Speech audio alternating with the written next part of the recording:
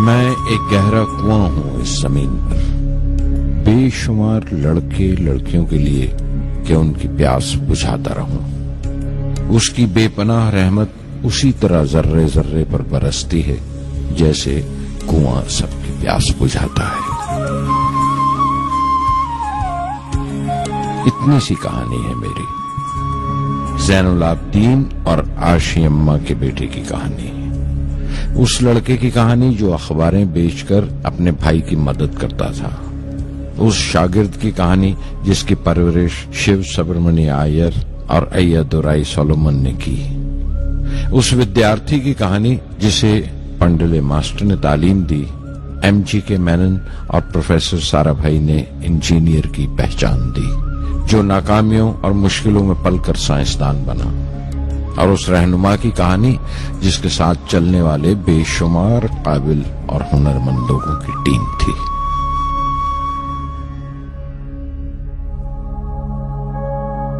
मेरी कहानी मेरे साथ खत्म हो जाएगी, क्योंकि दुनियावी मानों में मेरे पास कोई पूंजी नहीं है।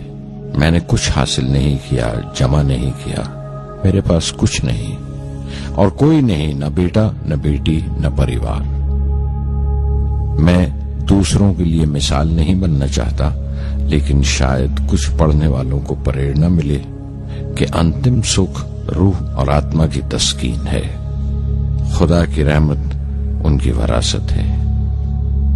मेरे परदादा अबुल, मेरे दादा फकीर और मेरे वालिद ज़ैनुल आबिदीन का खानदानी सिलसिला अब्दुल कलाम पर खत्म हो जाएगा, लेकिन खुदा की रहमत कभी खत्म नहीं होगी, क्योंकि वो अमर है, लाफानी है।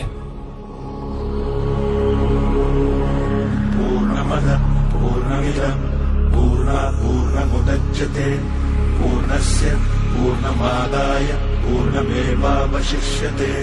ॐ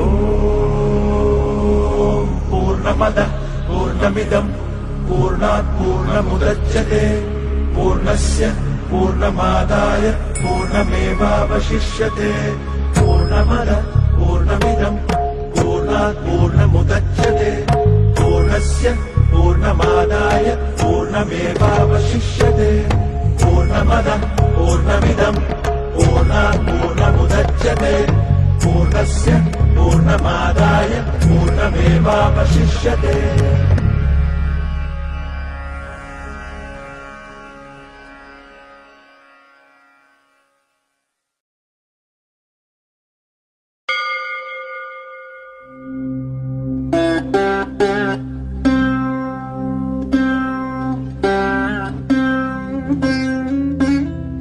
मैं शहर रामेश्वरम के एक मिडिल क्लास तमिल खानदान में पैदा हुआ। मेरे अब्बा ज़ैनुल आबिदीन के पास न तालीम थी न दौलत, लेकिन इन मजबूरियों के बावजूद एक दानाई थी उनके पास और हौसला था। और मेरी मां जैसी मददगार थी आशी अम्मा।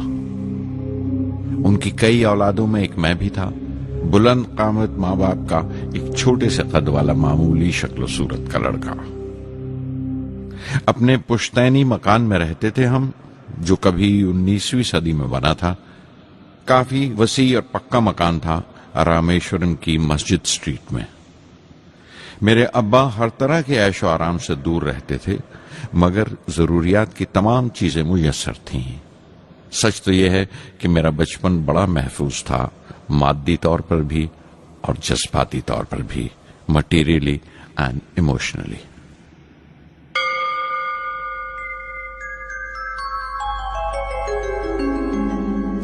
रामेश्वरम का मशहूर शिव मंदिर हमारे घर से सिर्फ 10 मिनट की दूरी पर था।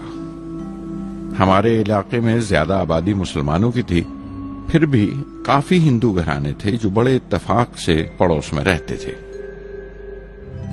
हमारे इलाके में एक बड़ी पुरानी मस्जिद थी, जहां मेरे अब्बा मुझे हर शाम नमाज पढ़ने के लिए ले जाया करते थे।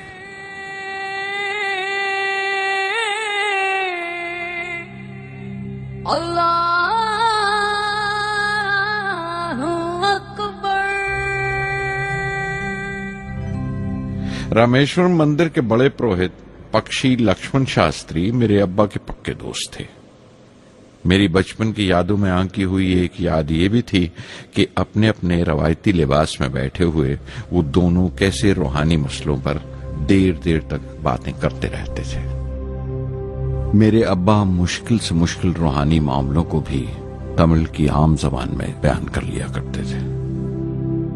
एक बार मुझसे कहा था, जब आफत आए तो आफत की वजह समझने की कोशिश करो, मुश्किलें हमेशा खुद को परखने का मौका देती हैं।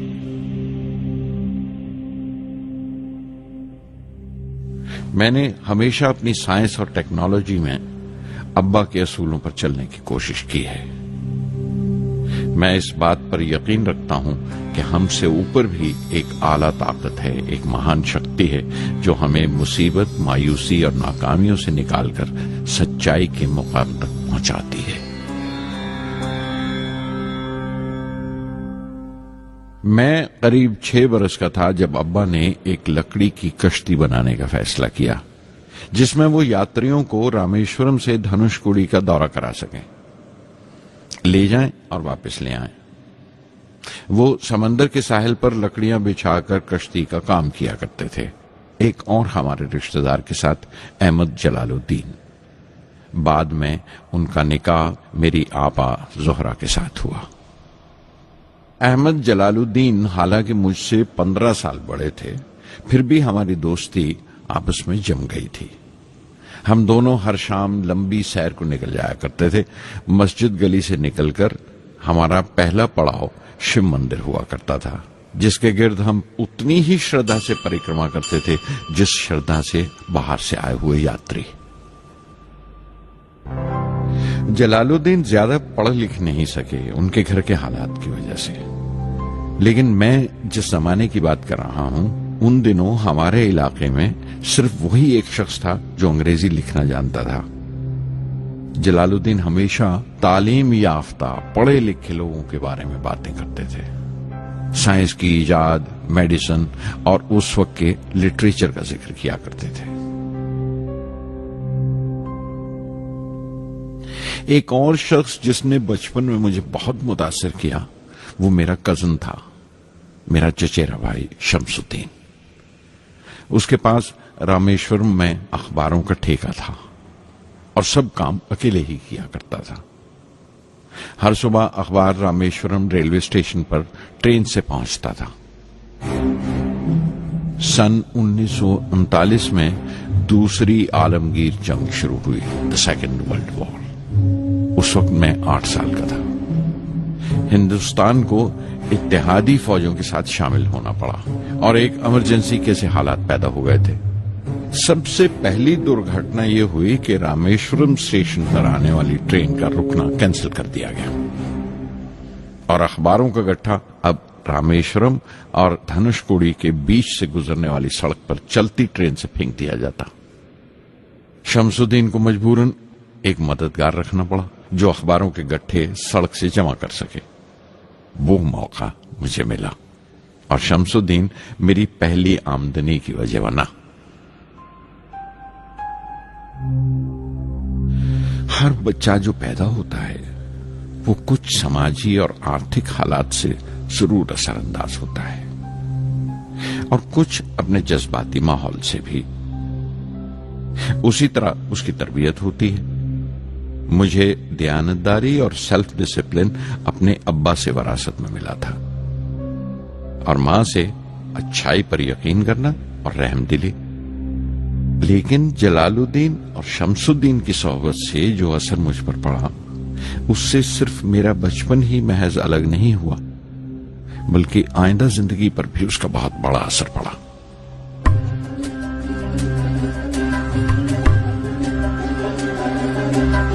தந்தை மகற்கு ஆற்றும் நன்றி அபயத்து முந்தி இருப்பச்செயல் தந்தை மகற்கு ஆற்றும் நன்றி அபயத்து முந்தி இருப்பச்செயல் இருப்பச்செயல் மகன் தந்தைக்கு ஆற்றும் உதவி இவன் தந்தை என்னோற்றான்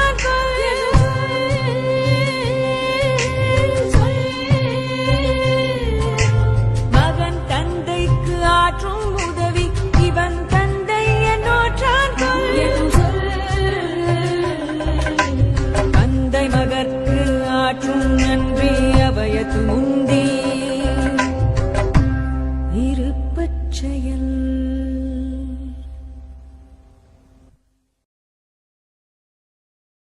फिर जंग खत्म हो गई और हिंदुस्तान की आजादी बिल्कुल यकीनी हो गई।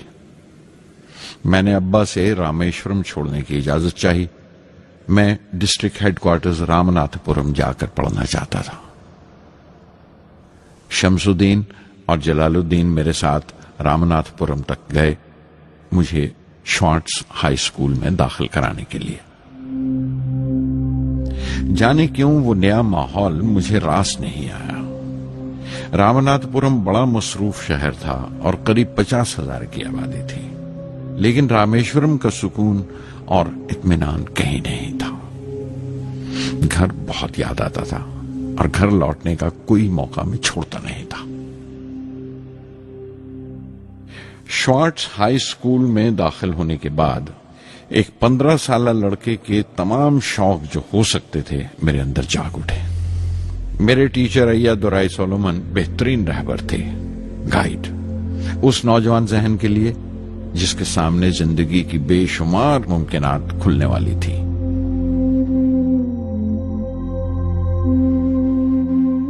रामनाथपुरम के उस अरसा क़याम में उनसे मेरा रिश्ता उस्ताद शागिर्द या गुरु शिष्य से भी आगे निकल गया। अय्या दुराई कहा करते थे, जिंदगी कामयाब होने और नतीजे हासिल करने के लिए 3 ताकतों पर काबू पाना बहुत जरूरी है, ख्वाहिश, यकीन और उम्मीद। अय्या दुराई सोलोमन जो बाद में रेवरेंड हो गए कहा करते थे, इससे पहले कि मैं चाहूं कुछ हो जाए, ये जरूरी है कि मेरे अंदर उसकी पूरी शिद्दत से ख्वाहिश हो और यकीन हो कि वो होगा। मैं अपनी जिंदगी से अगर मिसाल दूं तो मुझे बचपन से ही आसमान के इसरार और परिंदों की परवाज हमेशा हैरान करती थी, फैसिनेट करती थी। समंदर में कूंजों और बगलों को ऊंची उड़ाने लगाते देखता था तो उड़ने को जी करता था। मैं एक सादा लोग गांव ही का लड़का तो था, लेकिन मुझे यकीन था कि एक दिन मैं जरूर उन कूंजों की तरह बुलंद उड़ाने लगाऊंगा, बुलंदी पर परवाज करूंगा। और हकीकत यह है कि रामेश्वरम से उड़ने वाला मैं पहला लड़का था।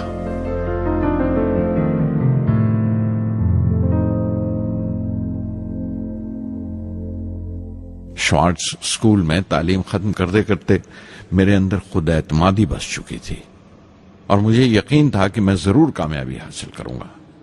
मैं तालीम आगे जारी रखूंगा, उसमें कोई दूसरा ख्याल नहीं था। सन 1950 में मैं इंटरमीडिएट पढ़ने के लिए सेंट जोसेफ कॉलेज ट्रिची में दाखिल हो गया। जब बीएससी डिग्री के लिए मैंने सेंट जोसेफ कॉलेज में दाखिला लिया तो हायर एजुकेशन के माने सिर्फ इतने ही जानता था। ये नहीं जानता था कि हायर एजुकेशन के लिए कुछ और भी हो सकता है। न ये जानता था कि साइंस पढ़ के फ्यूचर के लिए और क्या मौके हासिल हो सकते हैं। बीएससी पास करने के बाद ही जान पाया कि फिजिक्स मेरा सब्जेक्ट नहीं था। अपने ख्वाब को पूरा करने के लिए मुझे इंजीनियरिंग में जाना चाहिए था।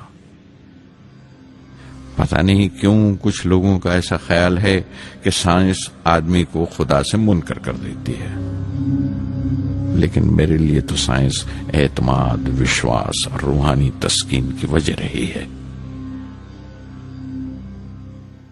किसी तरह मैं MIT यानी मद्रास इंस्टीट्यूट ऑफ टेक्नोलॉजी के उम्मीदवारों की लिस्ट में तो आ गया, लेकिन उसका दाखला बहुत महंगा था। कम से कम 1,000 रुपए की जरूरत थी और मेरे अब्बा के पास इतने रुपए नहीं थे। उस वक्त मेरी अक्का, मेरी आपा जोहरा ने अपने सोने के कड़े और चेन बेचकर मेरी फीस का इंतजाम किया। मुझ पर उसकी उम्मीद और यकीन देखकर मैं पसीज गया।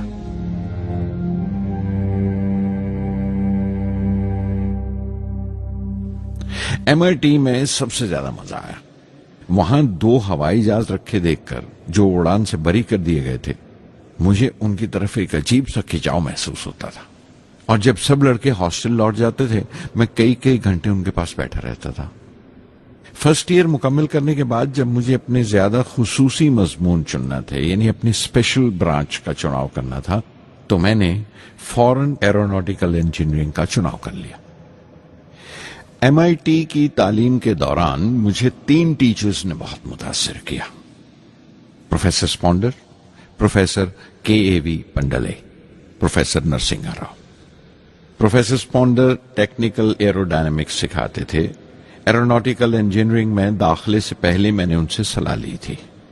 उन्होंने समझाया था कि मुझे मुस्तकबिल का फैसला करने से पहले मुस्तकबिल की मुमकिनात के बारे में नहीं सोचना चाहिए, बल्कि सोचना चाहिए एक अच्छी बुनियाद के लिए और अपने रुझान और इश्तियाक के बारे में कि उसमें कितनी शिद्दत है, मेरे एप्टीट्यूड्स और एस्पिरेशन में कितनी इंटेंसिटी है।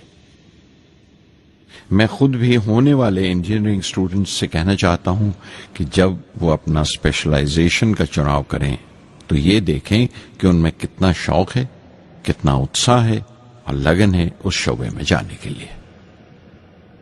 प्रोफेसर KAV पंडले ने मुझे एरो स्ट्रक्चर डिजाइन सिखाया और उसका तज्जिया भी, विश्लेषण, एनालिसिस भी। वो बड़े खुशदिल और दोस्त टीचर थे और हर साल कोई ना कोई नया तरीका, नया नजरिया लेकर आते थे कोर्स में।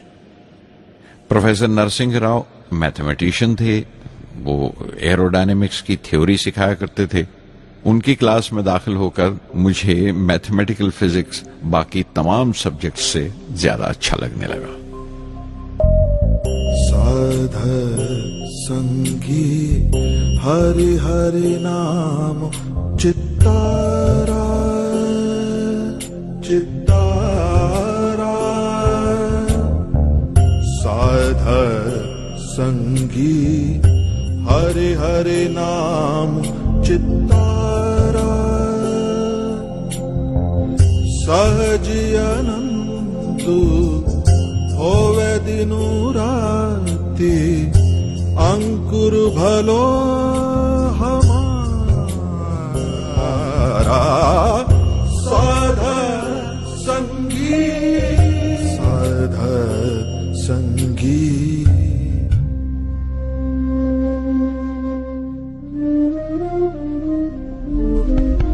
गुरुपुरा भेटियो बड़ भागी गुरुपुरा भेटियो बड़ भागी जाको अंतु न पारावारा अंतु न पारावारा नानक सरनी गही स्वामी की पुनः पुनः नमस्कार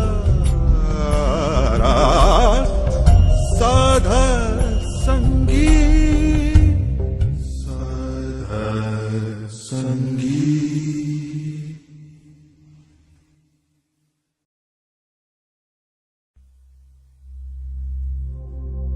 MIT से मैं बेंगलोर के हिंदुस्तान एरोनॉटिक्स लिमिटेड HAL में बतौर ट्रेनी दाखिल हो गया। HAL से जब मैं एरोनॉटिकल इंजीनियरिंग ग्रेजुएट बनकर निकला तो जिंदगी ने 2 मौके मेरे सामने खड़े कर दिए और दोनों मेरी परवाज के देरीना ख्वाब पूरे कर सकते थे। एक मौका था एयरफोर्स का, दूसरा मिनिस्ट्री ऑफ डिफेंस में directorate of technical development and production का। मैंने दोनों में अर्जी भेज दी और बैक वक्त दोनों से इंटरव्यू का बुलावा आ गया। एयरफोर्स के लिए मुझे देहरादून बुलाया गया था और डिफेंस के लिए दिल्ली। मेरे दोनों मुकाम 2000 किलोमीटर के फासले पर थे। ये पहला मौका था मेरा अपने वसी और विराट वतन को देखने का। खिड़की पर बैठा मैं इस देश की सरजमीन को पांव तले से बहता हुआ देख रहा था। हैरान था कि उत्तर की तरफ सफर करते हुए एक ही मुल्क का लैंडस्केप कैसे बदलता चला जाता है। मैं 1 हफ्ता दिल्ली में ठहरा, डिफेंस मिनिस्ट्री का इंटरव्यू दिया।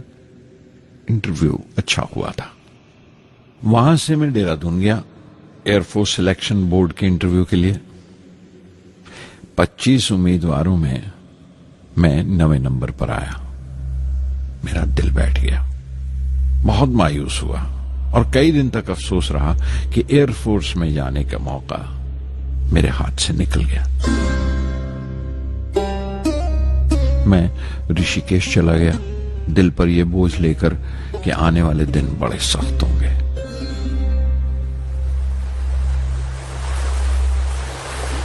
गंगा में स्नान किया और फिर चलता हुआ पास की पहाड़ी पर शिवानंद आश्रम तक पहुंच गया। स्वामी शिवानंद से भेंट हुए। देखने में बिल्कुल गौतम बुद्ध लगते थे, सफेद दूधिया धोती और पांव में लकड़ी की खड़ाऊ। उनकी बच्चों सी मासूम मुस्कान और सादा दिली देखकर बहुत प्रभावित हुआ मैंने बताया उन्हें कैसे मैं इंडियन एयरफोर्स में भर्ती होने से रह गया और मेरी कितनी शदीद ख्वाहिश थी आसमानों में उड़ने की, परवास करने की। वो मुस्कुरा दिए और बोले, ख्वाहिश अगर दिलो जान से निकली हो, वो पवित्र हो और उसमें शिद्दत हो, तो उसमें कमाल की एक इलेक्ट्रोमैग्नेटिक एनर्जी होती है, एक बरकी मकनातीसी ताकत होती है। दिमाग जब सोता है तो वो एनर्जी रात की खामोशी में बाहर निकल जाती है और सुबह कायनात ब्रह्मांड से सितारों की गति रफ्तार को अपने साथ समेटकर दिमाग में लौट आती है। इसीलिए जो सोचा है उसकी सृष्टि अवश्य है, वो तख्लीक होगा। तुम विश्वास करो इस अजली बंधन पर, इस वचन पर कि सूरज फिर लौटेगा, बाहर फिर से आएगी। मैं दिल्ली लौट आया, डिफेंस से अपना इंटरव्यू का नतीजा दरियाफ्त किया। जवाब में मुझे अपॉइंटमेंट लेटर थमा दिया गया और अगले दिन से सीनियर साइंटिफिक असिस्टेंट मुकर्रर कर दिया गया 250 रुपए की माहाना तनख्वाह पर। 3 साल गुजर गए। उन्हीं दिनों बेंगलोर में एरोनॉटिकल डेवलपमेंट एस्टैब्लिशमेंट ADE का एक नया महकमा खुला और मुझे वहां पोस्ट कर दिया गया। बेंगलोर कानपुर से बिल्कुल मुख्तलिफ शहर था। मैं अपने डायरेक्टोरेट की पोस्टिंग का पहला साल वहां गुजार चुका था। दरअसल हमारे देश में ये एक अजीब तरीका है, एक अजीब सा ढंग है अपने लोगों को हद दर्जा तक निचोड़ लेने का, जो हमारे लोगों को इंतहा पसंद बना देता है। शायद इसलिए कि सदियों इस देश ने गैर मुल्की तहजीबों के जख्म भी खाए हैं और उन्हें अपने दामन में जगह भी दी है। अलग अलग हुक्मरानों से वफा करते करते हम अपनी हैसियत, अपनी यकताई खो बैठे हैं। बल्कि हमने एक और ही किस्म की खूबी पैदा कर ली है कि एक ही वक्त में रहम दिल भी हैं और बेरहम भी, हसास भी हैं और बेहिस भी। जितने गहरे हैं उतने ही सतही। ऊपर से देखो तो हम बड़े खुश रंग और खूबरू नजर आते हैं, लेकिन कोई गौर से देखे तो अपने हुक्मरानों की एक बेढब नकल से ज्यादा कुछ नहीं है। मैंने कानपुर में कल्ले में दबाए हुए पान वाले नवाब वाजिद अली शाह के नकलची बहुत देखे और बेंगलोर में फिरंगियों के अंदाज में कुत्ते की जंजीर थामे टहलते हुए साहिबों की कमी नहीं थी। बेंगलोर में रहकर मैं रामेश्वरम की सुकून और गहरे शांत वातावरण के लिए तरसता था।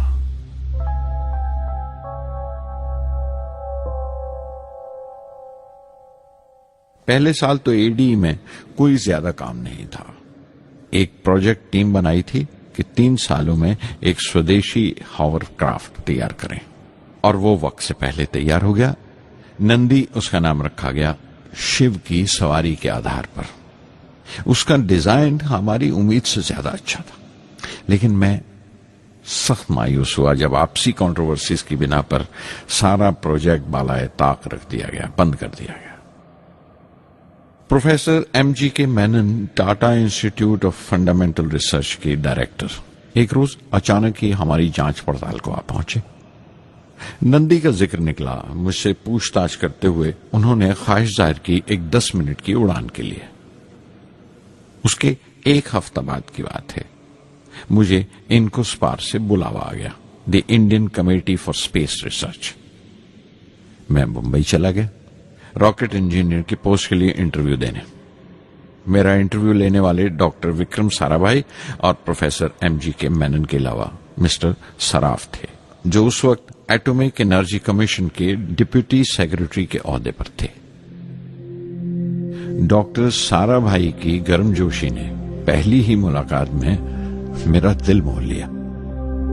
अगले ही दिन मुझे खबर मिल गई कि मैं चुन लिया गया। मुझे इनकोस्पार में रॉकेट इंजीनियर की हैसियत से शामिल कर लिया गया था।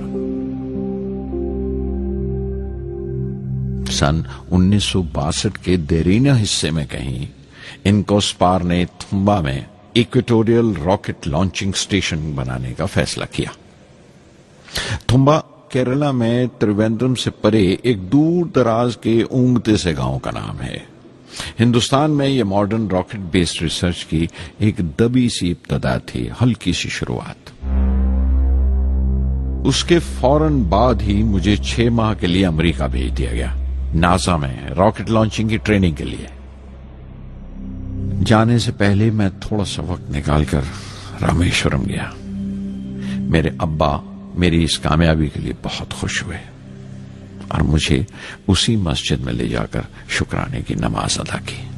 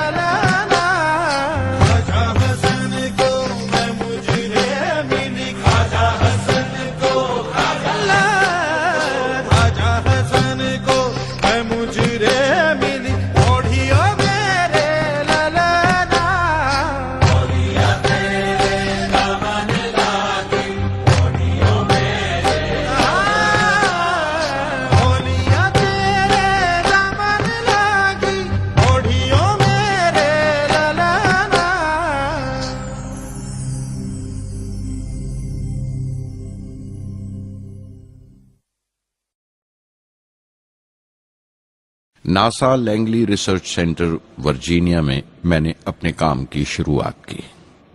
बाद में Goddard space flight centre Maryland चला गया। मैं अपना इंप्रेशंस अमेरिकन्स के बारे में बेंजामिन फ्रैंकलिन के इस जुमले से बयान कर सकता हूं, जिन बातों से तकलीफ होती है उनसे तालीम भी मिलती है। हिंदुस्तानी तंजीमों में, यहां की ऑर्गेनाइजेशंस में एक बड़ी मुश्किल है। जो ऊपर हैं वो बड़े मगरूर हैं। अपने से छोटों की, जूनियर्स और सबऑर्डिनेट्स की राय लेना अपनी हद तक समझते हैं। कोई शख्स भी अपनी खूबी दिखा नहीं सकता अगर आप उसे मलामत ही करते रहें। उसूल और पाबंदी, पाबंदी और सख्ती, सख्ती और जुल्म के बीच की लाइन बड़ी महीन है, बारीक है। उसकी पहचान बहुत जरूरी है। मैं जैसे ही नासा से लौटा, फौरन बाद हिंदुस्तान का पहला रॉकेट लॉन्च वाक़या हुआ 21 नवंबर सन 1963। वो साउंडिंग रॉकेट था, नाम नाइकी अपेची। नाइकी अपेची की कामयाबी के बाद प्रोफेसर साराभाई ने अपनी आरजू, अपने एक ख्वाब का इजहार किया। एक Indian satellite launch vehicle ISLV का सपना। हिंदुस्तानी रॉकेट का ख्वाब 20वीं सदी में एक तरह से 18वीं सदी का ख्वाब भी कहला सकता है, जो टीपू सुल्तान ने देखा था। टीपू सुल्तान की फौज में 27 ब्रिगेड थे जो खुशून कहलाते थे, और हर एक ब्रिगेड में एक दस्ता था रॉकेटमैन का जो साथ रहा करता था और जुर्क्स कहलाता था। जब टीपू सुल्तान मारा गया तो अंग्रेजों ने 700 रॉकेट्स और 900 रॉकेट के सब सिस्टम्स बरामद किए 1799 में तिरुकन्नाहल्ली की जंग के बाद। वो रॉकेट्स विलियम कॉन्गरीव ने इंग्लैंड भिजवा दिए जांच पड़ताल के लिए, उसकी तकनीक समझने के लिए, जिसे आज की साइंसी जबान में हम रिवर्स इंजीनियरिंग कहते हैं। टीपू सुल्तान की मौत के साथ उस ख्वाब की भी मौत हो गई, कम से कम 150 साल के लिए। पंडित जवाहरलाल नेहरू की बदौलत वो रॉकेटरी का ख्वाब एक बार फिर हिंदुस्तान में जिंदा हुआ। प्रोफेसर साराभाई ने उस ख्वाब को हकीकत बनाने की जिम्मेदारी अपने सर ले ली। बहुत से तंग नजर लोगों को एतराज था इस बात पर कि इस मुल्क में जहां लोगों को 2 वक्त की रोटी नसीब नहीं होती, वहां इन स्पेस उड़ानों को, इन खलाई तहरीकों को क्यों तरजीह दी जा रही है। लेकिन प्रधानमंत्री पंडित नेहरू और प्रोफेसर साराभाई के नजरिए में किसी किस्म का मुबालगा नहीं था। उनके नजरिए बिल्कुल साफ थे कि अगर दुनिया के मुल्कों में और दुनिया के मसलों में कोई हिस्सा लेना है, शिरकत करनी है, हिंदुस्तान को कोई हैसियत हासिल करनी है, तो साइंस और टेक्नोलॉजी की तरक्की और खुद मुख्तारी, सेल्फ रिलायंस अशद जरूरी है। और उनका मकसद ताकत का मुजाहिरा हरगिज नहीं था। सहज पके सो मीठा होए। थुम्बा में 2 रॉकेट सहज पके मगर कामयाब हुए, एक रोहिणी, दूसरा मेनका। अगला साल लगा ही था जब प्रोफेसर साराभाई ने मुझे दिल्ली बुला भेजा। एक मीटिंग थी और मीटिंग में ग्रुप कैप्टन वीएस नारायणन से मेरा तारुफ कराया गया, जो एयर हेडक्वार्टर्स से थे। प्रोफेसर साराभाई ने रेटो तैयार करने का इरादा जाहिर किया, rocket assisted take off system, एक मिलिट्री एयरक्राफ्ट जो रॉकेट की मदद से उड़ाया जा सके बड़ी छोटी सी जगह में। शाम तक ये खबर भी आम हो गई कि हिंदुस्तान एक खुद साख्ता मिलिट्री एयरक्राफ्ट तैयार कर रहा है और मैं उस प्रोजेक्ट का मुख्तार हूं, जिम्मेदार हूं। मैं कई तरह के जज्बात से भर गया, खुश भी था, शुक्रगुजार भी, खुशकिस्मत भी, और एक एहसास हुआ तकमील का, फुलफिलमेंट का। 19वीं सदी के एक शायर की ये सतरें बहुत याद आई। हर दिन के लिए तैयार रहो, हर दिन को एक तरह ही मिलो। जब ओखली हो बर्दाश्त करो, जब दस्ता हो तो वार करो। रेटो पे काम करते हुए 2 अहम वाकयात हुए। पहला तो यह था कि अपने देश में पहली बार स्पेस रिसर्च का 10 साला प्रोग्राम तैयार हुआ, जिसके ऑथर थे प्रोफेसर साराभाई। मेरे लिए वो एक ऐसा रूमानी मैनिफेस्टो था जैसे स्पेस से इश्क करने वाले किसी शायर की रूमानी नज्म हो, जैसे कोई अपने देश के आसमान से इश्क करने लगा हो। और दूसरा वाकया मिनिस्ट्री ऑफ डिफेंस में मिसाइल पैनल का तैयार होना। नारायणन और मैं, हम दोनों उस पैनल के मेंबर थे। उस वक्त तक भविष्य की आने वाली SLV सैटेलाइट लॉन्च व्हीकल का नाक नक्शा भी तैयार हो चुका था।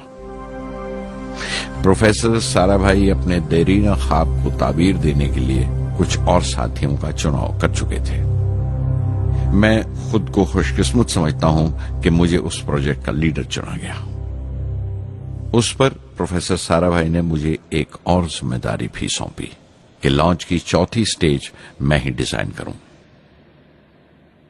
यह मामूल था, मेरा आदत थी कि हर मिसाइल पैनल की मीटिंग के बाद मैं जाकर प्रोफेसर साराभाई को पूरी तफसील, पूरी रिपोर्ट देता था। दिल्ली में ऐसी ही एक मीटिंग के बाद 23 दिसंबर 1971 को मैं त्रिवेंद्रम लौट रहा था और उस दिन प्रोफेसर साराभाई थुम्बा में SLV का मुआयना करने गए हुए थे।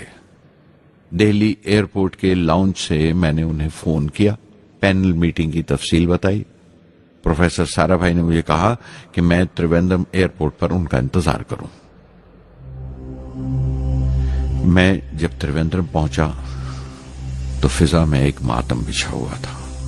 मुझे खबर दी गई कि प्रोफेसर साराभाई नहीं रहे। चंद घंटे पहले दिल का दौरा पड़ने से उनका इंतकाल हो गया।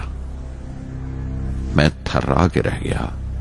चंद घंटे पहले ही तो मैंने उनसे बात की थी। मेरे लिए वो बहुत बड़ा सदमा था।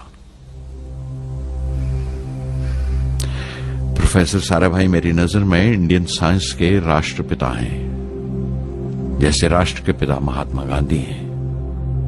उन्होंने अपनी टीम से रहनुमा पैदा किए और खुद अपने अमल से उनके लिए मिसाल साबित हुए।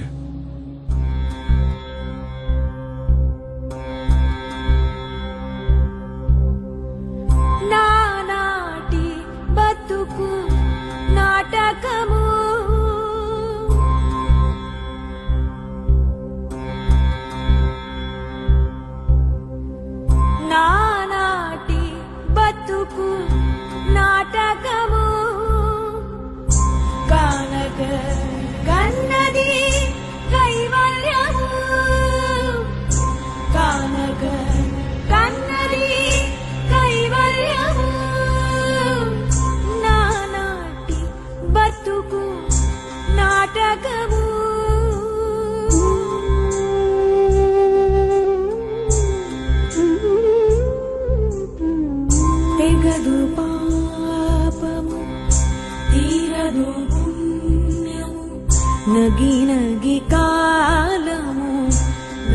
నాటకము తెగదు పాపము తీరదు పుణ్యము నగి నగి కాలము నాటకము యగువన శ్రీ వెంకటేశ్వరుడేకే యగువన శ్రీ వెంకటేశ్వరుడేకే గగనము నీతిది కైవల్యము గగనము నీతిది కైవల్యము కైవల్యము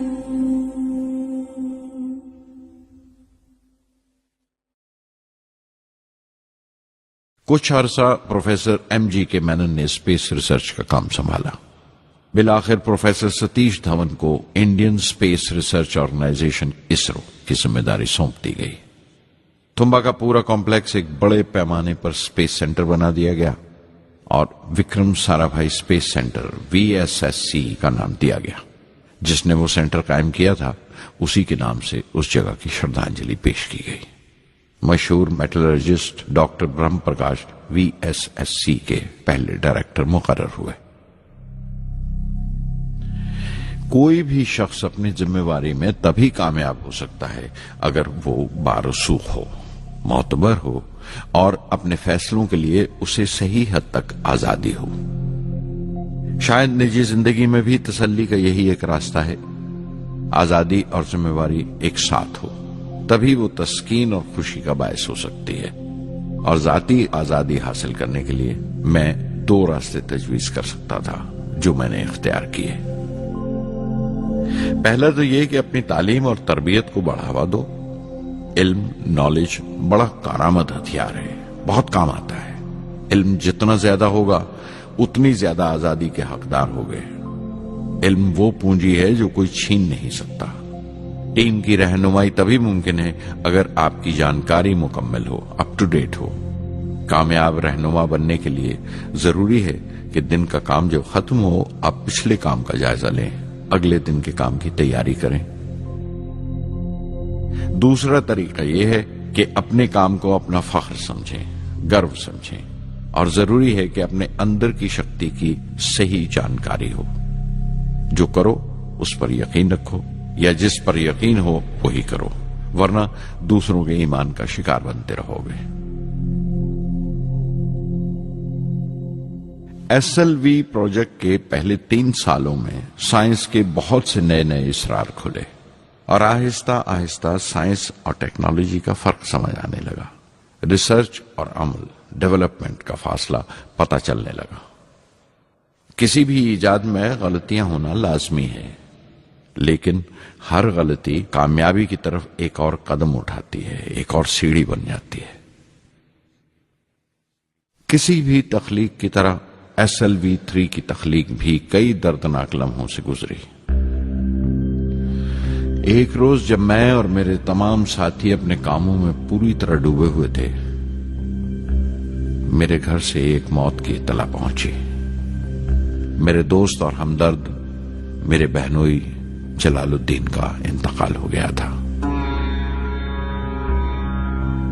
कुछ देर के लिए तो मैं सुन्न होकर रह गया, मेरी आंखों में अंधेरा छा गया। थोड़ी देर बाद जब अपने चौगिरदे का एहसास हुआ तो महसूस किया जैसे मेरी हस्ती का एक हिस्सा मर गया था। रात की रात बसों में सफर करता हुआ अगली सुबह मैं रामेश्वरम पहुंचा। जोहरा को क्या तसल्ली देता और क्या सब्र देता अपनी भांजी महबूबा को जो रो रो कर हलकान हो रही थी। मेरी आंखों के सोते पहले ही सूख चुके थे। थुम्बा लौटकर बहुत दिनों तक सारा कामकाज, सारी मसरूफियत बेमानी लगने लगी। बहुत दिनों तक बहुत मलाल लगा, सब बेमानी लगता था। प्रोफेसर धवन देर देर तक हौसला देते थे, कहते SLV पर जैसे जैसे काम आगे बढ़ेगा मुझे सब्र महसूस होगा और ये मायूसी कम होते होते गुजर जाएगी। 1976 में मेरे अब्बा ज़ैनुल आबदीन 102 साल की उम्र में वहीं रामेश्वरम में इंतकाल फरमा गए। 15 पोते पोतियां छोड़कर गए थे पीछे और एक पड़पोता। दुनियावी तौर पर वो सिर्फ एक और बुजुर्ग की मौत थी।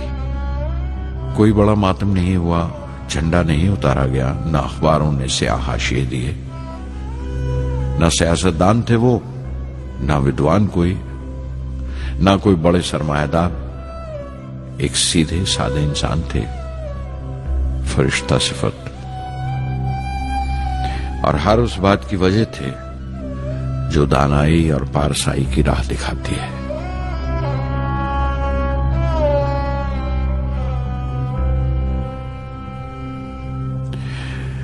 मैं बहुत देर तक अपनी मां के पास बैठा रहा, चुपचाप, और जब उठा थुम्बा लौटने के लिए तो उसने रुंधे गले से दुआएं दी मुझे।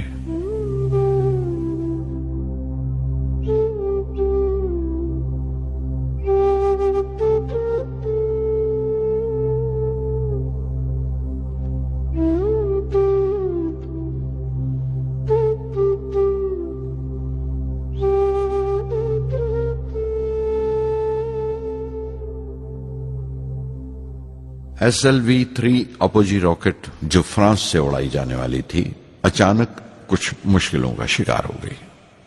मुझे फौरन फ्रांस जाना पड़ा। मैं रवाना होने ही वाला था कि मेरी मां की मौत की खबर पहुंची। यके बाद दीगरे 3 मौतें हो गई मेरे घर में। उस वक्त मुझे अपने काम में पूरे ध्यान की जरूरत थी। 100% लगन से काम करने की ख्वाहिश किसी और लगन की गुंजाइश नहीं छोड़ती। मुकम्मल नीति और पूरी लगन से SLV-3 का ख्वाब 1979 के दरमियान में जाकर पूरा हुआ। हमने SLV-3 की परवाज का दिन 10 अगस्त 1979 तय किया था। 23 मीटर लंबा 4 स्टेजेस का ये रॉकेट 17 टन का वजन लेकर 7:58 पर बड़ी कजदाई से उड़ा और खला की तरफ रवाना हुआ।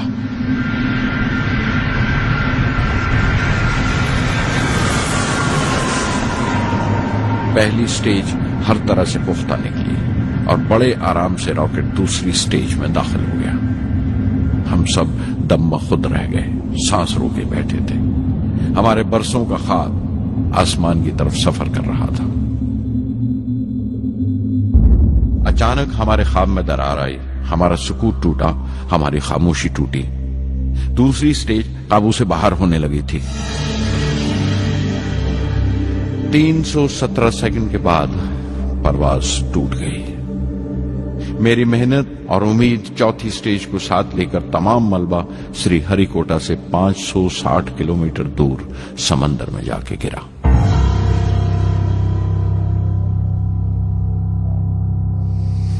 इस हादसे से हम सबको सख्त सदमा पहुंचा।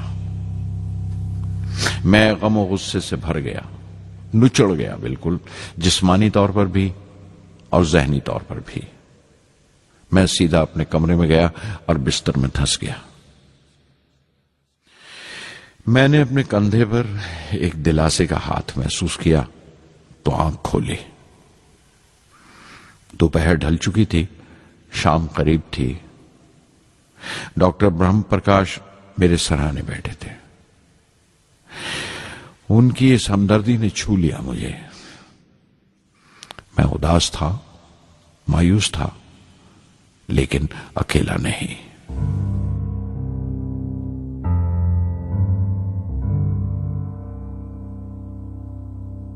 हर शख्स तकनीकी जमा तफरीक और बहस मुबासे के बाद मुतमईन हो चुका था, संतुष्ट हो चुका था, लेकिन मुझे इत्मीनान न आया और मुसलसल बेचैन रहा। मैं बेसाख्ता खड़ा हो गया और एतराफ किया प्रोफेसर धवन के सामने, सर, मेरे साथियों को नाकामयाबी की वजह दरियाफ्त हो जाने से इत्मीनान हो गया, लेकिन मैं उसे काफी नहीं समझता। इस मिशन के डायरेक्टर की हैसियत से इस गलती को भी मैं अपनी जिम्मेवारी समझता हूं। SLV-3 की नाकामयाबी की जिम्मेवारी मेरी है।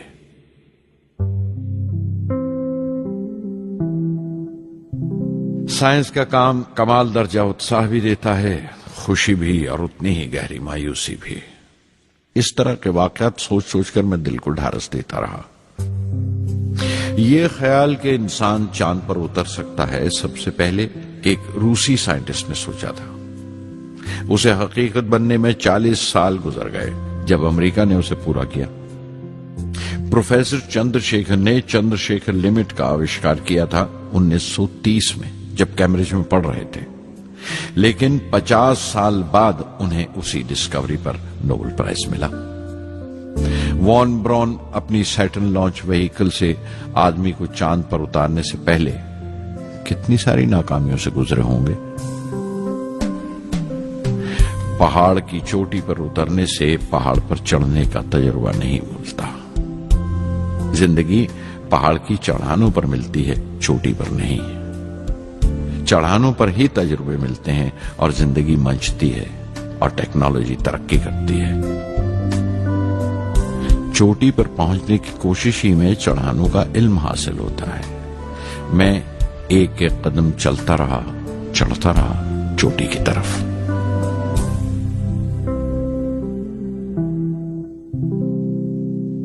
SLV-3 की उड़ान से 30 घंटा पहले 17 जुलाई 1980 के दिन अखबारों की सुर्खियां तरह तरह की राय और अंदाजों से भरी हुई थीं। ज्यादातर रिपोर्टर्स ने पहली SLV की उड़ान याद दिलाई थी कि किस तरह वो रॉकेट फेल हो गया था और उसका मलबा समंदर में जाकर गिरा था। कुछ लोगों ने तो देश की दूसरी खामियों का जिक्र करते हुए भी उसे SLV-3 से जोड़ दिया था। मैं जानता था कि अगले दिन का नतीजा हमारे फ्यूचर के स्पेस प्रोग्राम का फैसला करने वाला है। मुख्तसर ये कि सारी कौम की नजरें हम पर गड़ी हुई थीं। 18 जुलाई 1980 सुबह 8:03 पर हिंदुस्तान का पहला सैटेलाइट लॉन्च व्हीकल उड़ा।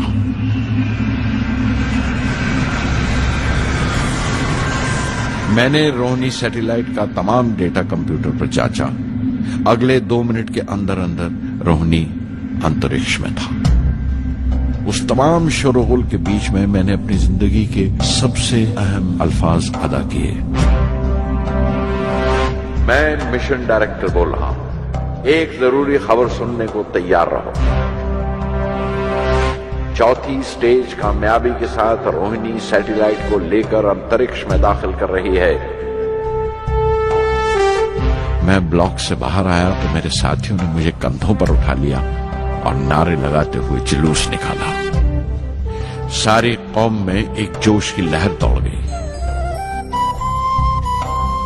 हिंदुस्तान उन चंद कौमों में शामिल हो गया था जिनके पास सैटेलाइट लॉन्च की काबिलियत थी। हमारी कौम का एक ख्वाब पूरा हुआ था और हमारे इतिहास का एक नया बाब खुला, एक नया चैप्टर। प्रधानमंत्री इंदिरा गांधी ने मुबारकबाद का तार भेजा और सबसे ज्यादा हिंदुस्तान के साइंसदान खुश थे कि ये पूरी कोशिश स्वदेशी थी, हमारी अपनी थी।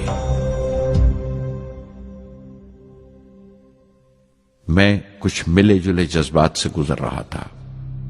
मैं खुश था कि पिछली 2 दहाइयों से जिस कोशिश में था बिलाखिर उसमें कामयाब हुआ। लेकिन उदास था जिन लोगों की बदौलत में यहां पहुंचा था वो लोग मेरे साथ नहीं थे। मेरे अब्बा, मेरे बहनोई जलालुद्दीन और प्रोफेसर साराभाई। SLV-3 की कामयाबी के महीने भर के अंदर ही प्रोफेसर धवन का फोन आया एक दिन और दिल्ली बुलाया प्रधानमंत्री से मिलने के लिए। मेरी एक छोटी सी उलझन थी कपड़ों को लेकर। हमेशा से बड़े आमियाना से कपड़े पहनता हूं और पांव में चप्पल या स्लीपर कह लो। प्रधानमंत्री को मिलने जैसा वो लिबास नहीं था, मेरे लिए नहीं, उनके एहतराम के लिए। सुना तो प्रोफेसर धवन बोले, कपड़ों की फिक्र मत करो, तुमने जो शानदार कामयाबी पहन रखी है वो काफी है। रिपब्लिक डे 1981 मेरे लिए एक बड़ी खुशखबरी लेकर आया। कि मुझे पद्म भूषण से नवाजा गया है। मैंने अपने कमरे को बिस्मिल्लाह खां की शहनाई से भर लिया।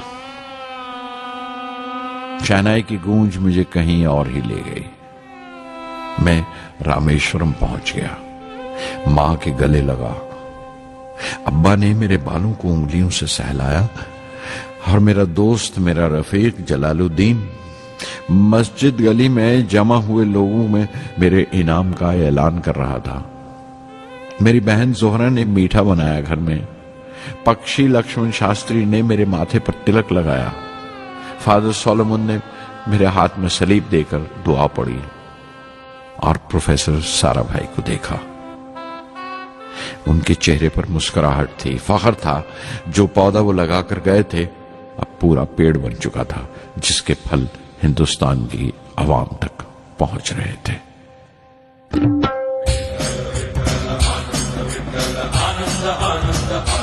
ओ आनंदाचे डोही आनंद तरंग, आनंदाचे डोही आनंद तरंग, आनंदाची अंग, आनंदाचे आनंदाची अंग, आनंदाचे आनंदाचे डोही आनंद तरंग, आनंदाचे डोही आनंद तरंग।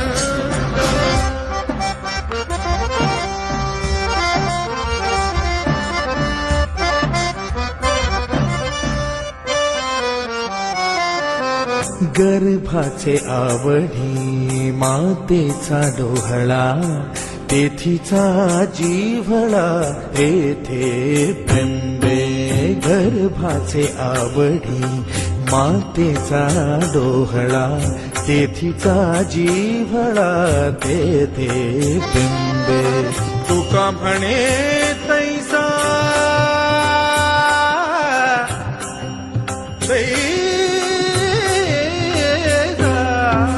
तुका म्हणे तैसा ओतलाचे ठसा, अनुभव सरीसा मुखाला। आनंदाचे डोही आनंद तरंग, आनंदाची अंग, आनंदाचे आनंदाचे डोही आनंद तरंग।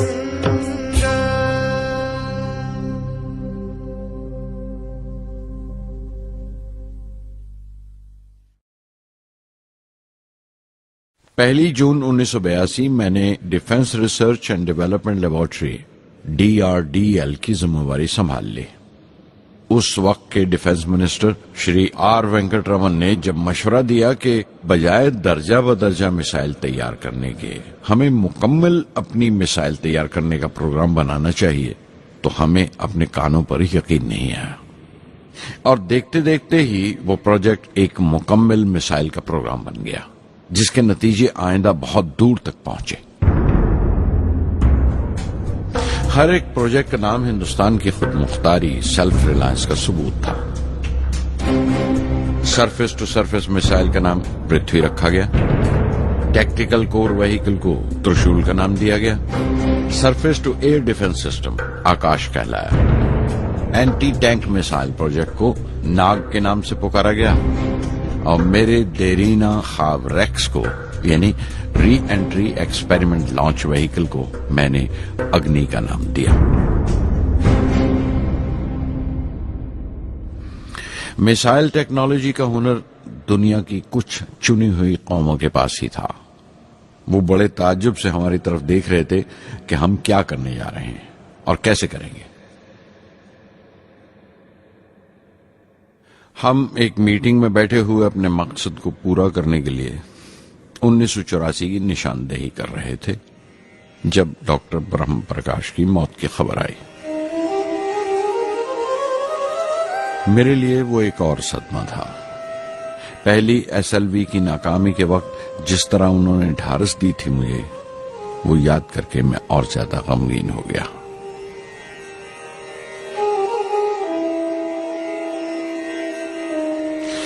प्रोफेसर साराभाई अगर वीएसएससी के निर्माता थे, बनाने वाले थे, तो डॉक्टर ब्रह्मप्रकाश उसके आमिल थे, एग्जीक्यूटर थे।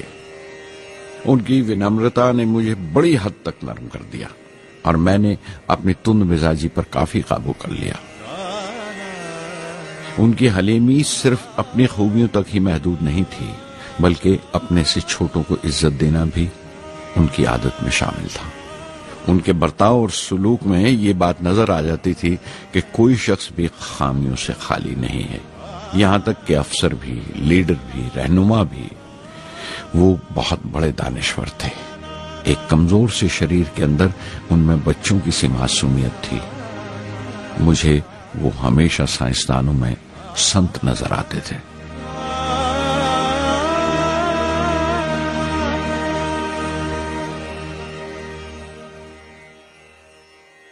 पृथ्वी का काम अपनी तकमील को पहुंच रहा था जब हम 1988 में दाखिल हुए। 25 फरवरी 1988 सुबह 11:23 पर पृथ्वी की पहली परवाज वाक़ हुई। हमारे मुल्क में वो एक ऐतिहासिक मौका था।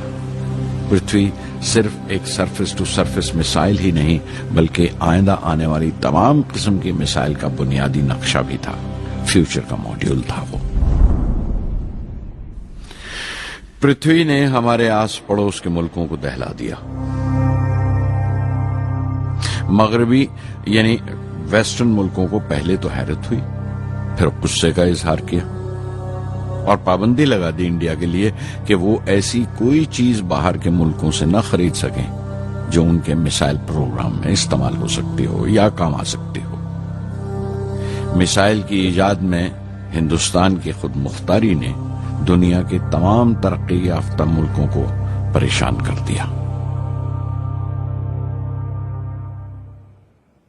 अग्नि की टीम में 500 से ज्यादा साइंसदान शामिल थे।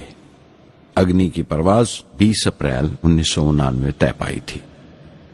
लॉन्च की तमाम तैयारियां मुकम्मल हो चुकी थीं और हिफाजत के लिए यह फैसला किया गया था कि लॉन्च के वक्त आसपास के तमाम गांव खाली करा दिए जाएं। अखबारात और दूसरी मीडिया ने इस बात को बहुत उछाला। 20 अप्रैल पहुंचते पहुंचते तमाम मुल्क की नजरें हम पर टिकी हुई थीं। दूसरे मुल्कों का दबाव बढ़ रहा था कि हम इस तजुर्बे को मुलतवी कर दें या खारिज कर दें, लेकिन सरकार मजबूत दीवार की तरह हमारे पीछे खड़ी रही और किसी तरह हमें पीछे नहीं हटने दिया। परवाज से सिर्फ 14 सेकंड्स पहले हमें कंप्यूटर ने रुकने का इशारा किया। किसी एक पुर्जे में कोई खामी थी, वो फौरन ठीक कर दी गई, लेकिन उसी वक्त डाउन रेंज स्टेशन ने रुकने का हुक्म दिया। चंद सेकंड्स में कई रुकावटें सामने आ गईं और परवाज मुलतवी कर दी गई। अखबारात ने आस्तीनें चढ़ा ली, हर बयान ने अपनी अपनी तरह की वजूहात निकाल ली। कार्टूनिस्ट सुधीर दार ने एक कार्टून शाया किया जिसमें एक खरीदार कुछ सामान दुकानदार को वापस करते हुए कह रहा था, अग्नि की तरह वो भी नहीं चली। एक कार्टून में दिखाया गया कि साइंसदान कह रहा है, सब ठीक था, स्विच बटन नहीं चला। हिंदुस्तान टाइम्स के कार्टून में एक नेता रिपोर्टर को समझा रहा है, डरने की कोई बात नहीं, ये बड़ी अमन पसंद अहिंसावाद की मिसाइल है, इससे कोई मरेगा नहीं। करीब 10 रोज दिन रात काम चला मिसाइल की दुरुस्ती पर और आखिरकार साइंसदानों ने एक नई तारीख तय की अग्नि की परवाज के लिए। मगर फिर वही हुआ, 10 सेकंड पहले कंप्यूटर ने रुकावट का इशारा किया। पता चला एक पुर्जा काम नहीं कर रहा है। परवाज फिर मुलतवी कर दी गई। ऐसी बात किसी भी साइंसी तजुर्बे में हो जाना आम बात है, गैर मुल्कों में भी बहुत बार होता है, लेकिन उम्मीद से भरी हुई कौम हमारी मुश्किलें समझने को तैयार नहीं थी।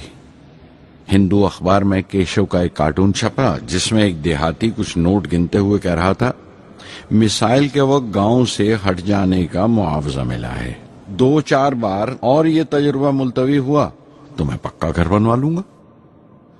अमोल बटरवालू ने अपने होर्डिंग पर लिखा, अग्नि को ईंधन के लिए हमारे बटर की जरूरत है। अग्नि की मुरम्मत का काम जारी रहा। आखिरकार एक बार फिर 22 मई की तारीख अग्नि की परवाज के लिए तय पाई। उसकी पिछली रात doctor Arunachalam, general KN Singh और मैं डिफेंस मिनिस्टर KC पंत के साथ चहलकदमी कर रहे थे। पूरे चांद की रात थी, हाई टाइड का वक्त था और लहरें गरज गरज कर खुदा की अजमत का नाम ले रही थी। कल अग्नि की परवाज कामयाब होगी या नहीं, बार बार यही सवाल हमारे दिमाग में गूंज रहा था।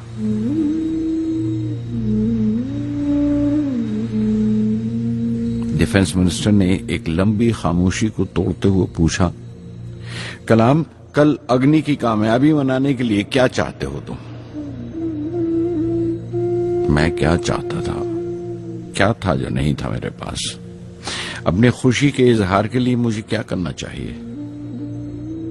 और अचानक मुझे जवाब मिल गया, हम 1 लाख पेड़ों की कोंपलें लगाएंगे, मैंने कहा और उनके चेहरे पर रौनक आ गई। तुम अपनी अग्नि के लिए धरती मां का आशीर्वाद चाहते हो, बोले। कल यही होगा, उन्होंने पेशेंगोई की।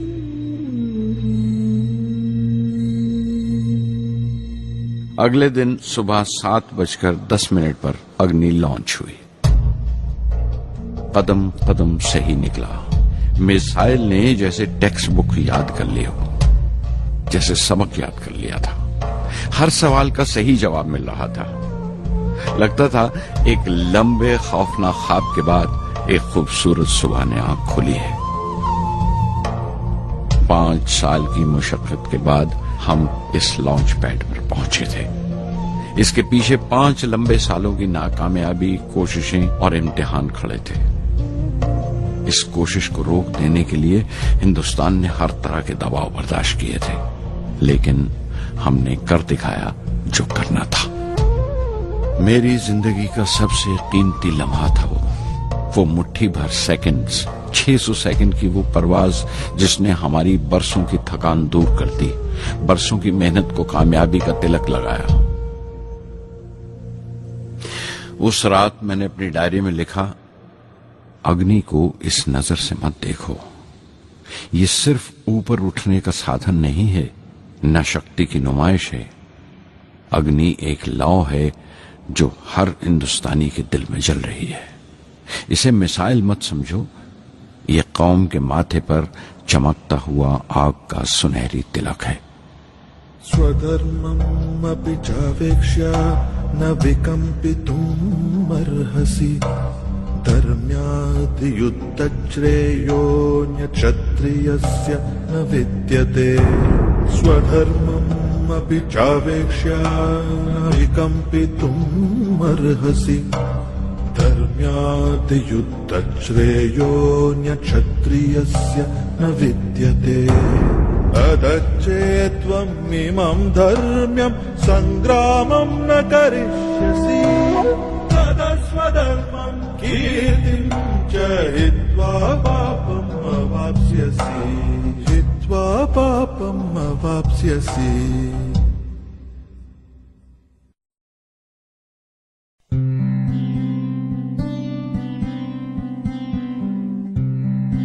$1990 के रिपब्लिक डे पर देश ने मिसाइल प्रोग्राम की कामयाबी का जश्न मनाया। मुझे पद्म विभूषण से नवाजा गया और डॉक्टर अरुणाचलम को भी। 10 साल पहले पद्म भूषण की यादें एक बार फिर हरी हो गईं। रहन सहन मेरा अब भी वैसा ही था जैसा तब था।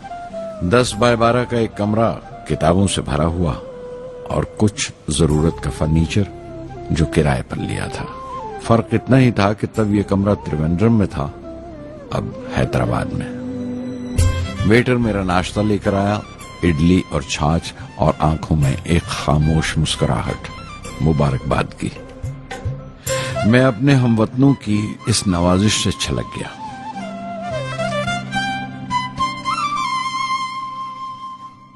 मैं जानता हूं कि बहुत से साइंसदान और इंजीनियर मौका मिलते ही वतन छोड़ जाते हैं, दूसरे मुल्कों में चले जाते हैं ज्यादा रुपया कमाने के लिए, ज्यादा आमदनी के लिए।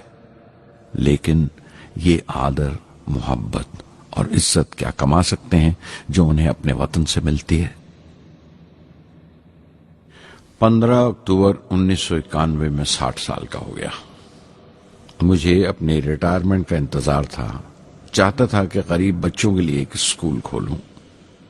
ये वो दिन थे जब मैंने सोचा कि अपनी जिंदगी के तजुर्बे, मुशाहिदे और वो तमाम बातें कलमबंद करूं जो दूसरों के काम आ सकें। एक तरह से अपनी स्वाने उम्री लिखूं, अपनी जीवनी। मेरे ख्याल में मेरे वतन के नौजवानों को एक साफ नजरिए और दिशा की जरूरत है। तभी ये इरादा किया कि मैं उन तमाम लोगों का जिक्र करूं जिनकी बदौलत मैं ये बन सका जो मैं हूं। मकसद ये नहीं था कि मैं कुछ बड़े बड़े लोगों के नाम लूं, बल्कि ये कि कोई शख्स कितना भी छोटा क्यों ना हो, उसे हौसला नहीं छोड़ना चाहिए।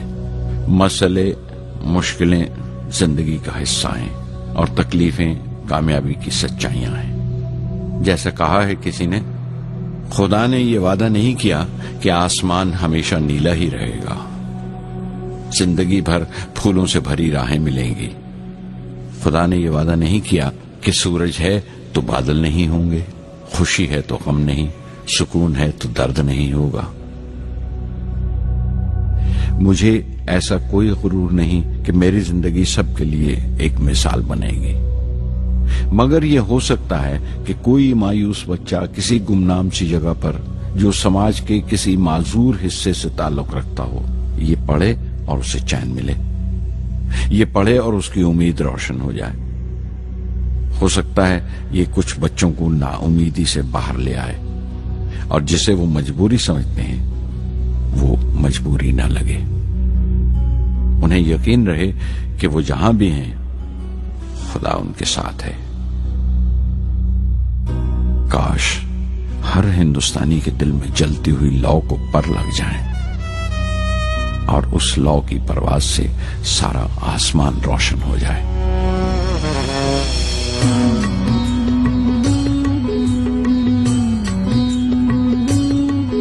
ये ज़मीं मेरी, मेरा आसमां, बड़ा खूबसूरत है जहां।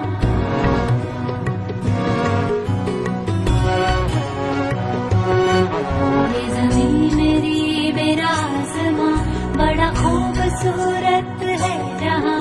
मेरी जिंदगी परवाज़ है, वो फिजा मेरी, मैं उड़ूं जहां। मेरी जिंदगी परवाज़ है, वो फिजा मेरी, मैं उड़ूं जहां। ये ज़मीं मेरी, मेरा आसमां, बड़ा खूबसूरत है जहां। कभी धूप लेप के आसमां हमने सुनहरी कर लिया, कभी धूप लेप के आसमां हमने सुनहरी कर लिया। फिर धूप बांध के पाँव में हम उड़े हैं ठंडी हवाओं में। ज़मीं मेरी, मेरा आसमां, बड़ा खूबसूरत है जहां। कभी वक्त उठा के सरों पे हम और आग लेके परों पे हम। कभी वक्त उठा के सरों पे हम और आग लेके परों पे हम। कभी छानी खाली खला कहीं, हम उड़े जहाँ पे हवा नहीं। ज़मीं मेरी, मेरा आसमां, बड़ा खूबसूरत है जहां। मेरी जिंदगी परवाज़ है, मेरी जिंदगी परवाज़ है, वो फिजा मेरी, मैं उड़ूं जहां। ये ज़मीं मेरी, मेरा आसमां, बड़ा खूबसूरत है जहां। ये ज़मीं मेरी, मेरा आसमां, बड़ा खूबसूरत है।